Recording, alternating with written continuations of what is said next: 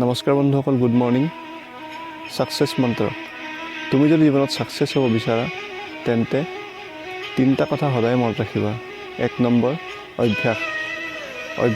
আমি সদায় ভাল কামো কৰিব লাগে, কাৰণ বেয়া কামৰ অভ্যাসবিলাক নিজে নিজে আহি যায়। আৰু যদি আমি ভাল কামৰ অভ্যাস নকৰোঁ তেন্তে সেই বেয়া কামৰ অভ্যাসবিলাকে তোমাক জীৱনটো বিফল কৰি পেলাব।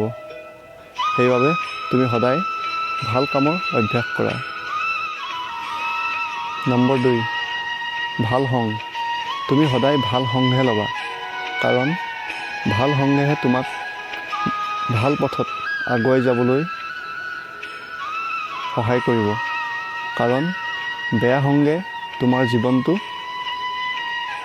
সফল হোৱাত কেতিয়াও সহায় নকৰে। নম্বৰ 3, ধৈৰ্য বহুত ডাঙৰ বস্তু।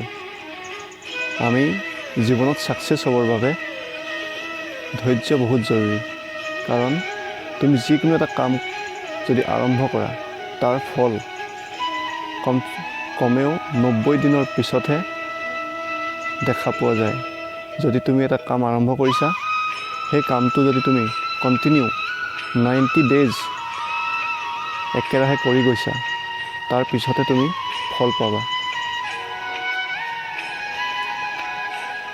সেইবাবে বন্ধুসকল, ধৈৰ্য ধৰা আৰু কণ্টিনিউ তোমাৰ সেই লক্ষ্যত উপনীত হ'বৰ বাবে কাম কৰি যোৱা, আৰু তুমি এদিন নহয় এদিন ছাকচেছ হ'বাই। থেংক ইউ বন্ধুসকল। Always be motivate. ধন্যবাদ বন্ধু।